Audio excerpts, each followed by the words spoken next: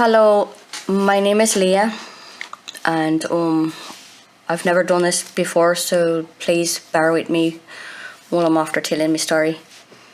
In 2006, I was pregnant with my youngest child, and what is supposed to be a time for celebration turned into an overwhelmingly emotional time due to my marriage ending. And so much anxiety, stress, under complete emotional roller coaster there, caused me to be naive when the doctor at the time had strongly suggested Essure as a form of birth control for me. He claimed it was the best route. He lied. Within a week, I was in the hospital with debilitating migraines, put in a dark room, put on IV, and that continued many times, started getting more regular. I had to see a neurologist in regards to it, receive CAT scans and such, and I told the doctors, I believe, that it was due to the Essure, and they brushed it off. And new symptoms coming up, I told the doctors the new symptoms. I would tell them every time: extreme abdominal pains, stabbing pains, rashes on my torso, loss of balance, dizziness, extreme fatigue, many more symptoms, and they all just kind of brushed them off as kind of made me feel like I was going mad, like I'm just making it up or something to get attention or whatever. And again, I would tell them I believe it was from the Essure, but they just again made me feel like I was just going crazy. They constantly told me that it had nothing to do with the Essure, it was no relation. So pretty much after so many doctor visits and the cost building up, and nobody believing me, nobody doing anything about it other than prescribing me migraine medicine and telling me to put on some cream for the rashes, I just decided it was too costly. I was a single mom, I had to take care of my children, and I could no longer afford to continue doctor visits for myself. My children had to come first. So I just decided that I would have to endure it, suck it up and take the pain. There was a lot of times that I wondered if my children would be better off without such a sickly mom. So they just tried to hide it from the world. Some years later, I did decide to go on Google and just search the symptoms I had and see if there was any correlation between my symptoms and the Essure. And there was actually a link to a Facebook group with other women. It was a Facebook group for women who had Essure implants. And I scrolled through the posts and basically broke down because there was hundreds of women who had the same symptoms as me. So I basically regained my confidence and realized I was not crazy. This is not just in my head, this is other women having the same problems. So fast forward a little bit, 2016, there was somebody had sent me a link to an attorney who was willing to take on the fight with Bayer, the manufacturer of the Essure implants, and they were going to fight for us. They believed us and they were going to fight for us. So on the 21st of September, I signed on with the law firm. 4 years I fought.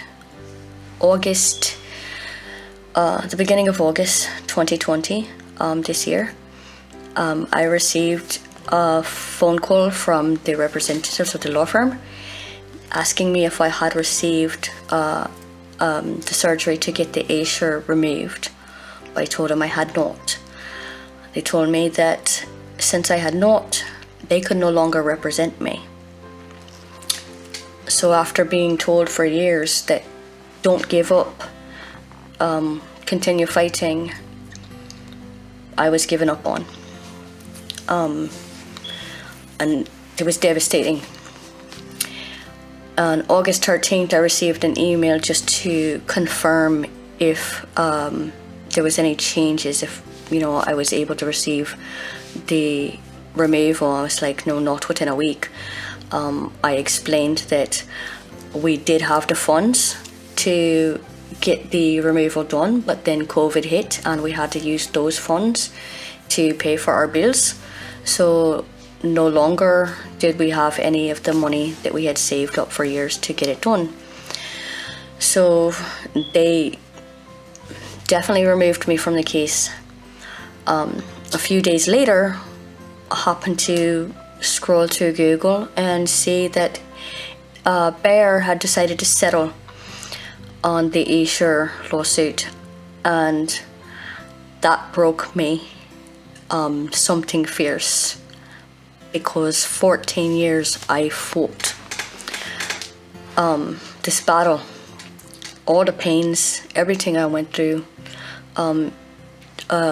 failed relationship, not being able to do things with my children other moms can do, not being able to live a normal life like other people have.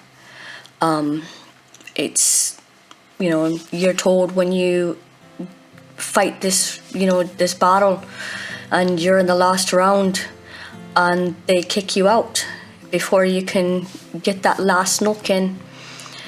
And so I was very upset, and I emailed the attorney that was the head of the case, and she reached out to me and she told me that the settlement was as such, those stipulations, that if I could not get the Essure removal done, that I could not get on the settlement, but I needed the settlement to afford the Essure. So it was a catch-22. But the attorney gave me one last hope. She said she was going to sign me back on, but I have 30 days to schedule the Essure removal surgery and to have the surgery completed in order to be back into the fight. The cost of the surgery is $7,900. The registration fee is $150. I live in Jacksonville, Florida, and you have to travel to Raleigh, North Carolina. And because of the way the procedure is, there's only a few places that you can stay that's nearby the facility, just in case anything does happen. So we not only have to pay for the surgery, we have to pay for the travel and the lodging as well. So that's what it's come to. And I've always raised that you never ask for anything. Like, you're an adult, you do things that you need to get done, you do it whatever way, whatever means necessary, you get it done. And you don't ask people for anything. But after fighting for 14 years and seeing it ripped away from me in a matter of moments, I'm at the point where I'm humbling myself to reach out for assistance and to make sure that my long fight was not in vain, to make sure I get back in the round so that I can finish this fight and be one of the last ones standing. So thank you for taking the time to listen to my story, and anybody, thank you. Just this is hard for me, but thank you very much.